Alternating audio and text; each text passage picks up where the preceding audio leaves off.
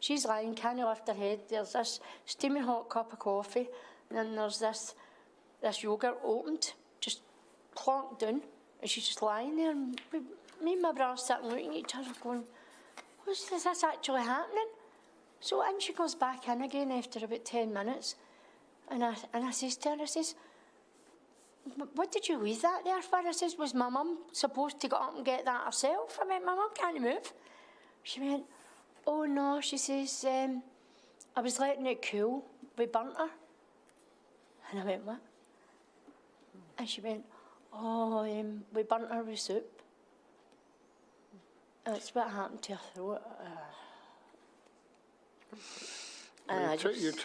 You tell us about that incident in paragraphs 84 to 86, and the being informed by the carer that your mum's throat had been burnt with soup on an earlier occasion.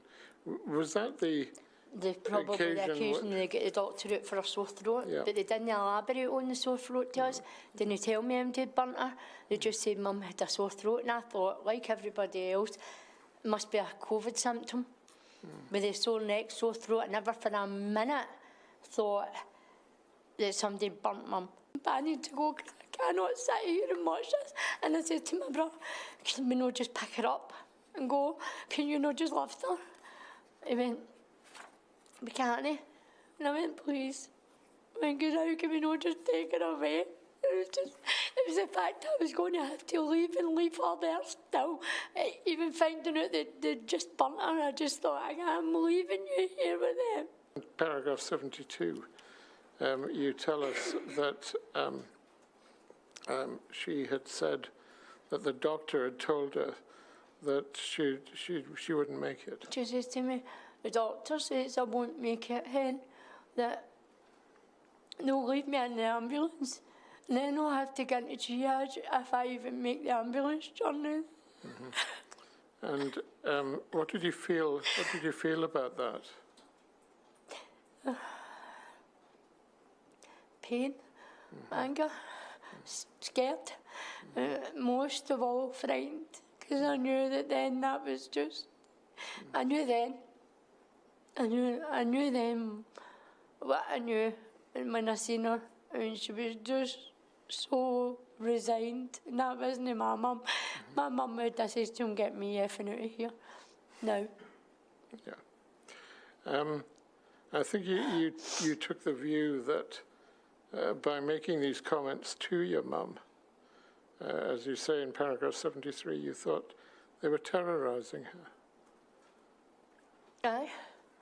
He terrorised her. He told her that she would not make it to hospital. See if they wouldn't have said all that to my mum, that she wouldn't make it to the hospital and that she wouldn't survive the ambulance and all that. My mum would have said, right, send me to the hospital. She would have, and she knew how upset I was, and I was crying, and I'm her daughter. And she wouldn't have wanted to see me hurting the way I was, because she could see me crying, and she's saying to me, it's okay. And I'm saying to her, please, Mum, I need you to go to the hospital. And she says, I'm frightened then. Frightened. That was her words, I'm frightened. That was my mum. I wanted to see my mum. I wasn't caring about blood cancer or anything else. I wanted to see my mum. I wasn't caring. We wanted to see my mum. And we wanted to see what was happening there. Because I couldn't sleep and I couldn't do anything. And I was lying with the phone next to me. I was frightened. And I wanted to see my mum. It's a human instinct to want to see your mum. And I says to her, has there been have you got COVID? She went, no. I says, so my mum can't have COVID then, was my exact words to her. She went, no. I says, so there's no COVID in your home? Because when I seen my mum, I was like, no. She was, there's something wrong with my mum. She wasn't even, my mum would be chatty. She'd be asking me how things were, how the kids were, how general life was. And she would be telling me not to worry. She'd be saying she was okay, and she wasn't saying anything. She was just looked as if, she looked to me as if somebody had drugged her, to be honest with you. So she was very subdued. That's the word I'm looking for, very subdued. Yeah. Now, you talk about calling the home and trying to ascertain whether or not there was COVID in the home. You tell us about that in paragraph 46. Yeah. But then you say in 47 that it was after this call with my mum that all of a sudden all communication broke down. Yeah. Can you give us a little more information about that? For 2 weeks, 2 full weeks, we couldn't get to speak to Mum on the phone. Our sisters couldn't get to speak to her. All of a sudden they were telling people that when they phoned the care home that they would have to go through me and ask me if they could speak to Mum, which never ever happened before. They all used to speak, our sisters, my aunties who went to visit us were concerned. We were on the phone, she's like, we can't get to speak to her. If you spoke to her, and I hadn't spoke to her, I says, well, I've got the iPad in. So I says, right, I'm going to speak to a member of the staff who was the manager at that time. I said, I'm going to phone her and I'm going to ask what's going on here. Aye, that's what I says to him. I says, my mum's no dying of COVID. My mum's dying of starvation and dehydration. And you just had to look at my mum, see that? Her eyes were sunk right into the back of her head. I mean, if my mum's no eating and no drinking, and my mum was slight, my mum was underweight, she wasn't heavy or anything, she couldn't afford to lose weight. Absolutely couldn't afford to lose weight. And I said, she's no eating, she's no drinking. So my mum's no dying with COVID, she's not got a cough, she's not got a temperature, she's dying with dehydration and starvation in here, in front of you, in front of all your eyes. And we've seen it. You also say in paragraph 120 that you were informed by the home that your mum was deteriorating on the 13th of May. They got in touch with you to tell you that she was really unwell. They phoned me and they says, you'll have to come up because your mum's deteriorating. And I think you made various arrangements that members of your family could come and see your mum. Yeah. And you then say that you were driving together with your son. This is paragraph 122. You're driving with your son 5 minutes from the home at about 4 o'clock in the afternoon. And your phone rang. It was the home, and they told you that your mum had passed away. And obviously, it's a matter of great sadness and sorrow for you that your mum died on her own. It was 5 minutes away, and I knew when the phone went they were going to say that was Mum away. And my brother was outside and they wouldn't let him go in. We had to go in together because you had to go in together and look their policy. People not going in and out. We had to go in together, and he would have been there. He would have been in there, but he was waiting on me. He was already there. So she died on her own. The one thing we never, ever, ever wanted for her. You also noticed, as you observe, a needle mark around her thumb. Right there. Yeah, pointing to just your thumb. Yeah. I was holding her hand. She was dead. And I was crying. I was saying sorry, and I was rubbing her hand. And then I looked and she had the red dot, but it looked really recent. It was still red. You could see the wee bit where the blood clots, the wee red dot. What did you think about that? All I kept thinking was they must have given her a jag there somewhere. But at that time, I hadn't come out about my dad. I was always under the impression they were giving my mum morphine because I'd fought with them not to give my mum stuff, and then they'd get social work involved. And standby social work, you can't get social work for love nor money, but they managed to get them in a bank holiday weekend to call me and say, because I did say it, I said, you give my mum palliative care medicines, I'm getting you charged with murder if anything happens to my mum. So social work department phoned me on the May bank holiday, just before I got to see Mum, And they says to me, I says, listen, I've got power of attorney on mum, power of attorney, that's her help as well. And if I tell you you're not giving my mum just in case or palliative medicines, you're not giving her it. My mum's on what they were saying, my mum was only on liquid paracetamol. My mum was delirious for weeks before. I never get a coherent conversation out of her, except for the only coherent conversation I got out of her was to tell me she was frightened when she was going to hospital. Every other conversation wasn't any sort of conversation. She was just looked as if she was drugged. She looked as if she'd been drugged. If you remember right, you could only get 10 people at a funeral. Yeah. There was, between me and my brother and my kids and his kids, that wasn't even counting his man. He sat in a car park outside the church where mum went into, outside the crematorium, in cars, and didn't even get to say a proper goodbye to their own sister. That was another thing my mum never wanted. My mum always wanted to have a send-off. She didn't get a send-off. No.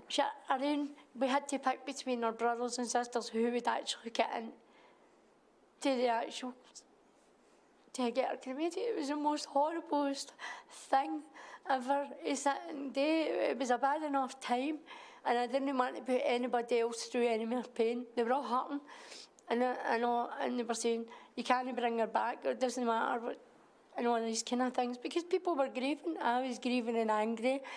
We were all grieving. We all had our different bits. Our sisters were grieving their sister. I was grieving my mum, and I had the guilt, and I had the burden, and all these things. But I wanted to know what had happened to her, because I never ever believed for a minute it was COVID. I didn't. I didn't believe it was COVID. And she still had not been tested. And I phoned them just before that. I says, why is my mum still not had a COVID test? And he says, I've left them with the home. And then I phoned the home.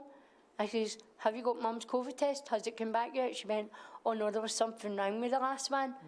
I mean, it was literally like 3 days before mum died, or not even that, 48 hours before mum died, that they actually said that it was confirmed it was COVID. This went on for weeks. Your mother's death certificate did disclose that the cause of death was COVID, I think. It said COVID on the top of it, yeah. Yes.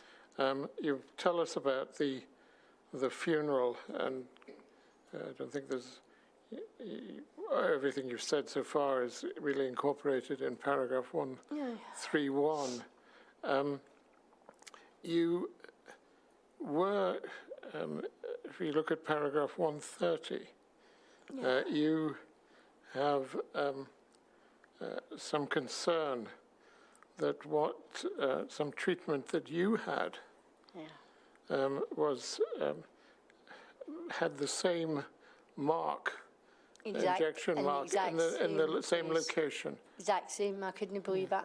I had aggressive cancer and I caught COVID eventually, and they had to remove my Hickman line because I had a Hickman line in. And when they took me down to the theatre, and because they had to do it quick because they were putting a lot of antibiotics in me, she said to me, I'm going to give you my Dazalam.